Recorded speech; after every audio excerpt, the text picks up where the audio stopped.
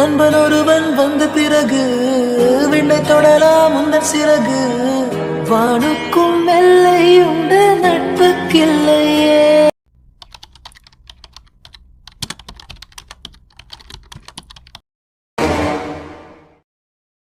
So இந்த இடத்துல வந்து தான் அந்த வண்டி நின்று தொலையணுமா? இப்போ என்ன பண்ணுறது, எப்படி போகிறதுன்னு தெரியலையே. அம்மா வேற லேட் ஆயிடுச்சு, சீக்கிரம் வான்னு சொல்லி சொன்னாங்க. இல்லை இந்த தென்றலை சொல்லணும். அவள் வீட்டுக்கு போனனால தான் இப்படி ஆகி தொடங்கிருச்சு. என்னதான் பண்ணுறதுனே தெரியல.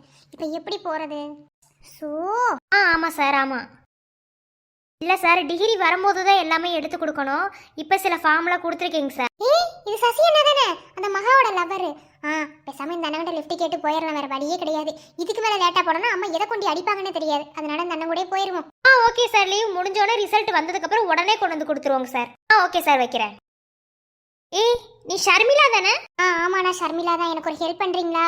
நான் என்னோடய ஃப்ரெண்டு வீட்டுக்கு போயிட்டு வந்தேன். வர வழியில் என்னோடய ஸ்கூட்டி பிரேக் டவுன் ஆகி நின்றுச்சு. போக முடியல, வண்டி மூவே ஆக மாட்டேங்குது. அதனால் எனக்கு ரொம்ப டைம் ஆயிடுச்சு. ஏற்கனவே எங்கள் அம்மா 10 தடவை கால் பண்ணிட்டாங்க. நான் ரொம்ப லேட் ஆகிடுச்சு. அதனால் நீங்கள் போகிற வழியில் எனக்கு கொஞ்சம் ட்ராப் பண்ணிட்டு போயிடுறீங்கம்மா. ஒரு பொண்ணு வீட்டிலேருந்து வரும்போது வண்டியில் சரியாக பார்த்து எடுத்துகிட்டு வர மாட்டிங்களா? இந்த மாதிரிலாம் அப்படி இருந்தால் இப்போ என்ன பண்ணுவீங்க? எல்லா இடத்துலையும் இந்த மாதிரி வந்து என்ன மாதிரி ஹெல்ப் பண்ண யாராவது வருவாங்களா? அந்த மாதிரிலாம் இருக்கக்கூடாது, புரியுதா? எப்போதுமே வண்டி வந்து கரெக்டாக இருக்கா இல்லைன்னு பார்த்து தான் வரணும். உங்கள் வீடு எங்கம்மா இருக்குது? இன்னும் 3 கிலோமீட்டர் போகணும். அதான் இல்லைனா கூட நடந்தே போயிடுவேன். அதானா? சரிம்மா, நான் ட்ராப் பண்ணுறேன். வண்டியில் உட்காருவா. போகலாமா? போகலாண்ணா.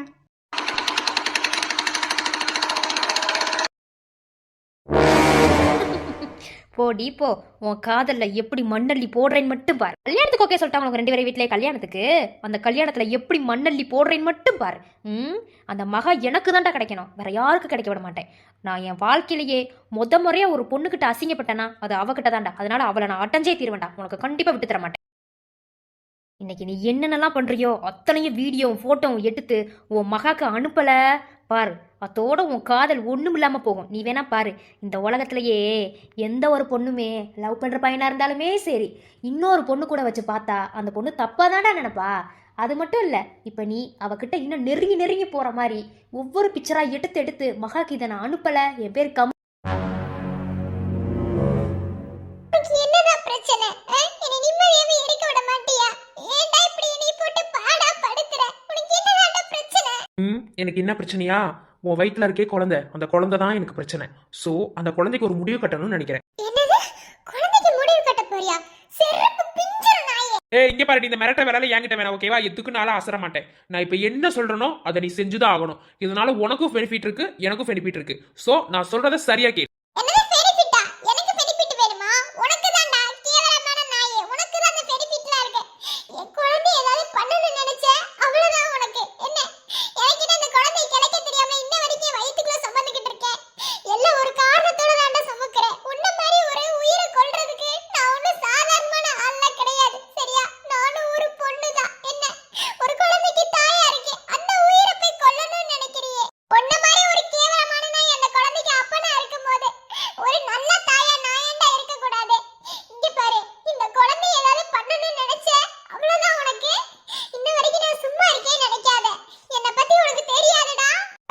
நாங்க பயந்துட்டோம். உன்னை பத்தி எனக்கு தெரியாதா? உன்னை பத்தி எல்லாம் தெரிஞ்சனாலதான் இப்ப என் குழந்தை உன் வயிற்றுக்குள்ள வளர்ந்துகிட்டு இருக்கு. என்ன அத இப்ப நான் சொல்ற மாதிரி நீ செஞ்சாகணும். என்ன நீ உனக்கு பெனிஃபிட் இருக்கு, எனக்கு பெனிஃபிட் இருக்கு, அதெல்லாம் எனக்கு தேவையில்லை. நான் முன்னாடி ஏதோ ஒரு இருக்காக சொன்னேன். ஏன்னா நீ ஒரு பொண்ணு. என்ன கண்டிப்பா நாள உன்னை கல்யாணம் பண்ணிக்க மாட்டேன். அப்புறம் இன்னொரு விஷயம் தெரியுமா? எனக்கு இன்னும் 3 நாள்ல கல்யாணம் ஆக போகுது.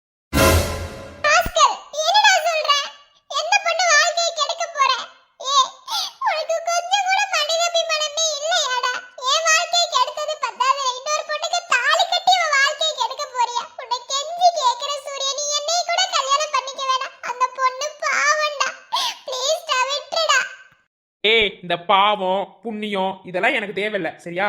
எனக்கு நான் என்ன நினைக்கிறேனோ அது எனக்கு நடக்கணும், புரியுதா? சோ அதுக்காக நான் எந்த எல்லைக்கும் போவேன். இப்ப அதனாலதான் உன் வயிற்றுல இருக்க குழந்தைய நான் கிடைக்க சொல்றேன். ஏன்னா இந்த குழந்தைய வச்சுட்டு நாளைக்கு ஏன் இந்த குழந்தைக்கு இவன் தான் அப்பேன் அப்படின்னு சொல்லிட்டு வந்தீன்னு வச்சுக்கோயேன், சத்தியமா நான் அதுக்கப்புறம் இருக்க மாட்டேன். என்ன என்ன கேட்ட ஒரு நிமிஷத்துல நான் எதுவுமே பண்ணலேன்னு சொல்லிட்டு போயிருவேன். என்ன அதுக்கெல்லாம் அசரால் நான் ஒண்ணும் கிடையாது. ஆனா நான் எதுக்கு சொல்றேன்னா இதுல உனக்கு ஒரு நல்ல விஷயம் இருக்கு, அதனாலதான் சொல்றேன்.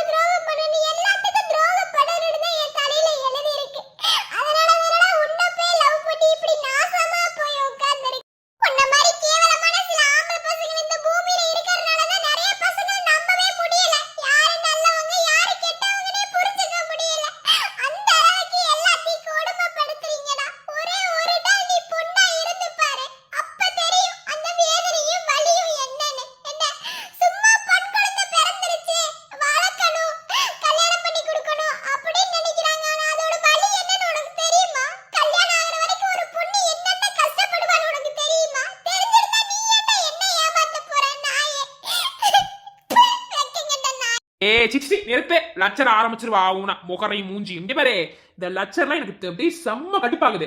நான் இப்ப என்ன சொல்றேனோ அதை நீ கேட்கணும், புரியுதா இல்லையா? நீ கேட்கறேன்னு வச்சுக்கோ, அப்ப நான் வேற மாதிரி தான் முயற்சி பண்ண வேண்டியிருக்கும். மரியாதையா அந்த குழந்தைய கலைச்சிரு. ஓ நீ அப்படி வரியா? சரி எனக்கு ஒண்ணும் பிரச்சனை இல்ல. நீ ஓ வழியில வா, நான் ஏன் வழியில வரேன். என்ன இங்க பாரு, ஒண்ணு சொல்றேன், நீ நினைச்சாலும் கிடையாது.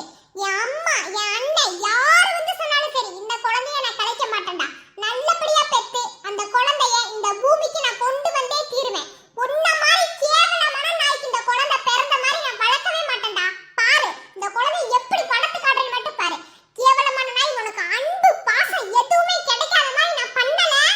பாரு இங்க பாருடி, என் பொறுமை நீ ரொம்ப சோதிச்சுக்கிட்டு இருக்க. இப்படியே போயிட்டு இருந்துச்சுன்னு வச்சுக்கோ, அவ்வளவுதான். பத்துக்கோ நான் என்ன பண்ணுவேன்னு எனக்கே தெரியாது. இங்க பாரு, இந்த 3 நாள் எனக்கு கல்யாணம். இந்த கல்யாணம் நல்லபடியா நடந்து முடியும்னு நினைக்கிறேன். ஏன்னா இதுக்கப்புறம் தான் என் ஆட்டமே ஆரம்பமாக போகுது. அதனாலதான் சொல்றேன். சோ மரியாதையா அந்த குழந்தைய கலைச்சிரு. என்ன இல்லேன்னு வச்சுக்கோ, நான் என்ன பண்ணணுமோ அதை சரியா பண்ணிடுவேன். அப்புறம் பாத்துக்கோ, சூர்யா யாருன்னு உனக்கு நல்லாவே தெரியும். என்ன என் கூட 4-5 மாசமா பழகிருக்க. என்ன வெக்கங்கட்ட நாயே, உன்னை பத்தி புதுசா வேற தெரியணும் பாரு. சைக்கோ, சரியான சைக்கோடா. பாக்குறேன் நீ எப்படி அந்த பொண்ணை கல்யாணம் பண்றேன்னு நானும் பாக்குறேன். பார்க்கத்தானே போறேன். ஆனா ஒண்ணு சொல்றேன், உன்னை மாதிரி கேவலமான இந்த குழந்தையை காட்டில அந்த கல்யாணத்தை நிறுத்தவே நினைக்காத. அந்த கடவுள் இருக்காரு சரியா, அந்த கடவுள் எப்போதுமே நல்லவங்க பக்கம் தான் நிப்பாரு. சோ வெயிட் பண்ணி பாரு, என்ன நடக்குதுன்னு தெரியலாம். நாய் இருக்கு பத்தியா, நாயை விட கேவலமான ஜென்மம். என்ன உன்கிட்ட நின்று பேசிட்டு இருக்க பத்தியா, என்னத்தான் சொல்லணும். கரும பிடிச்ச நாய்.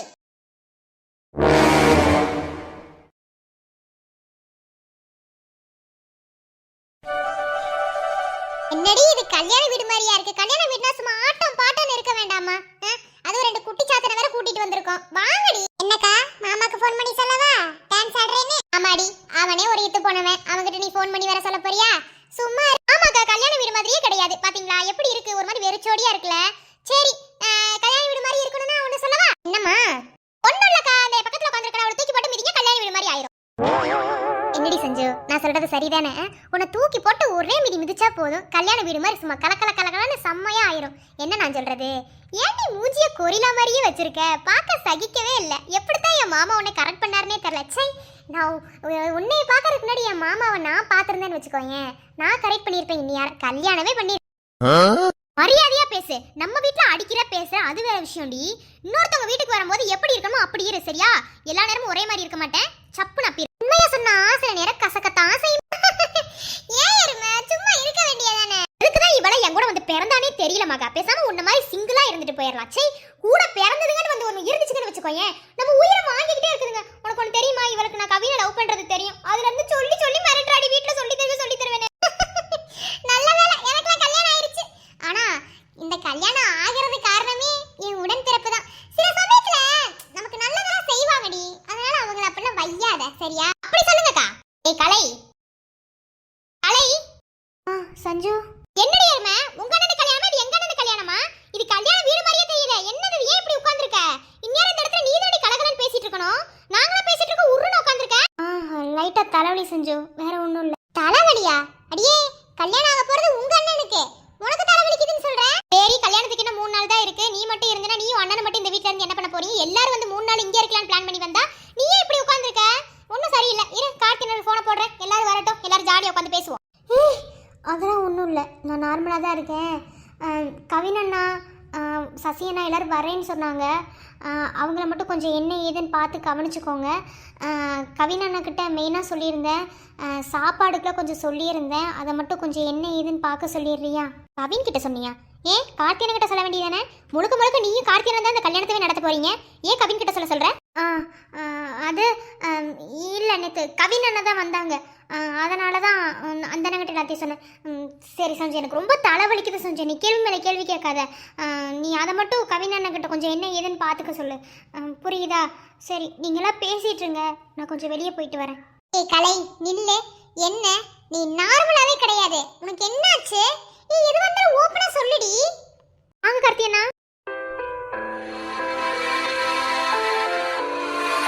என்னண்ணா இப்பதான் வர்றீங்க? அப்பதே வந்திருப்பீங்கன்னு நினைச்சோம். இல்லம்மா, இன்னும் 3 நாள் தானே இருக்கு கல்யாணத்துக்கு. அதான் கொஞ்சம் வேலைகள் அதிகமா இருந்துச்சு. 3 பேரும் ஆளுக்கு பாதியா பிரிச்சு செய்யறோம்.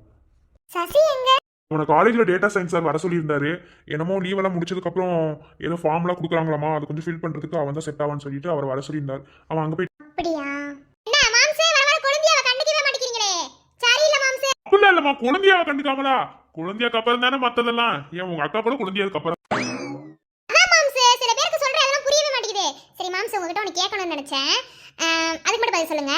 இப்போ எங்க அக்காவோட இடத்துல நான் இருந்து, அதாவது எங்க அக்காவை பார்க்கறதுக்கு முன்னாடி நீங்க என்னைய பார்த்துருந்தீங்கன்னா, எங்க அக்காவை ஓகே பண்றதுக்கு முன்னாடி என்னைய தானே ஓகே பண்ணிருப்பீங்க. மச்சி, சரியான கேள்வி போல குழந்தையா கிட்ட இருந்து. செம்மையான கேள்வி. எப்படி சாமி பதில் சொல்ல போற? ஒரு பக்கத்து பொண்டாட்டி, ஒரு பக்கத்து குழந்தையா, இரண்டுக்கும் நடுவில் மாட்டிக்கொண்ட நம் கவி. Breaking news. நாம் யாருக்கு என்ன தீங்கு செய்தோம்? நமக்கு மட்டும் ஏன் இப்படி எல்லாம் நடக்கிறது? சொக்கநாதரின் திருவிளையாடலை நம்மிடம் தான் காட்ட வேண்டுமா? சரி, ஓகே. இப்ப இருந்து ஆரம்பிச்சது சட்டு போட்டு கல்யாண வேலையை ஆரம்பிக்க முடியும். 3 நாள் தான் இருக்கு கல்யாணத்துக்கு. சோ வாங்க சட்டு போட்டு வேலைகளை ஆரம்பிக்கலாம். பிரீத்தி, என்னாச்சு? பிரீத்தி, வாந்தியெல்லாம் எடுக்கற? சரிடி, ட்ரீட் வச்சிரு. ஏன் சஞ்சு, எனக்கு ஒரு டவுட். வாந்தி எடுத்து யாராச்சும் ட்ரீட் வைப்பாங்களா? அப்ப நான் வாந்தி எடுக்கவா? அண்ணா, காமெடி பண்ணாதீங்க. அவ வேற ஒண்ணு மென்ஷன் பண்ணி சொல்லிட்டு இருக்கா. சரியா லூசு கவி நீங்க. இது கூட புரிஞ்சுக்க முடியலனா உங்களெல்லாம் என்னதான் பண்றதே தெரியல. போங்க. ஏய், எது நல்ல விஷயமா சொல்லு, எதையும் மறைக்காத. கண்டிப்பா ட்ரீட். 5 ஸ்டார் ஹோட்டல்ல நிக்கி ட்ரீட். பிரீத்திமா, நான் டாடியாக போறேனா? மூஞ்சி டாடியாக போறாமா டாடி. இப்போ உன் முகர கட்டிக்கு டாடி ஒரு பண்ணதுக்கு இப்ப குறைச்சல் பாரு உனக்கு. இப்போ டாடி இல்லையா? அதே சப்புன்னு அப்பிடுவேன். கொஞ்சம் பக்கத்துல வாங்க. ஏன்டா அப்படி மானத்தை வாங்கிட்டு இருக்க? நம்ம 2 பேத்துக்கு என்ன டீலிங் இருக்கு? அதை மறந்துட்டு பேசுறியா, இல்ல எனக்கு கிண்டல் பண்ணணும்னு பேசுறியா, இல்ல சீரியஸா பேசிட்டு இருக்கியா? இந்த விஷயத்தை பொறுத்தளவு நம்ம 2 பேத்துக்கு என்ன டீலிங் இருக்குன்னு கேக்குறேன், சொல்லு. அது சரிதாண்டி. அப்புறம் எதுக்கடி வாந்தி எடுத்த? ஏன் மக்க புருஷா, அதான் உனக்கே தெரியுதுலடா நாயே. நம்ம 2 பேரும் இன்னும் சேர்ந்து வாழவே இல்லைன்னு உனக்கே தெரியுதுல. அப்புறம் என்ன கேள்வி?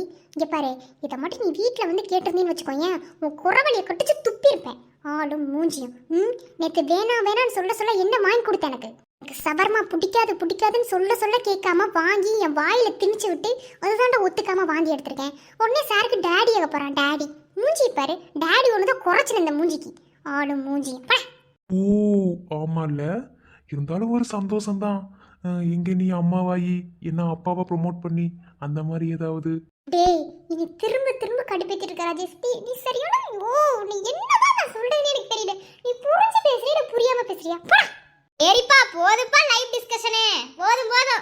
சரி பிரீத்திமா, கங்க்ராச்சுலேஷன்ஸ். 5 ஸ்டார் ஹோட்டலுக்கு போயிடலாமா? டேய், ஏண்டி நீ வேற சும்மா இருடி. அப்படிலாம் ஒண்ணும் கிடையாது. நேத்து இந்த எருமமான ஷவர்மா வாங்கி கொடுத்தான். அதுதான் எனக்கு பிடிக்காது இல்ல. அத வாங்கி கொடுத்தான். அத திண்டதனால தான் இப்ப வாமிட் வருது. வேற ஒண்ணும் கிடையாது. நீ நினைக்கிற மாதிரிலாம் ஒண்ணுமே இல்ல சஞ்சு. படிச்சிட்டு இருக்கும்போது இப்ப இதெல்லாம் அவசியமா? சொல்லு பார்க்கலாம். ஓஹோ, அப்படி. ஓகே. இருக்கச்சி மாதிரி பேசாதடி. சரி வாங்க, ஆளுக்கு ஒரு வேலையை பாப்போம்.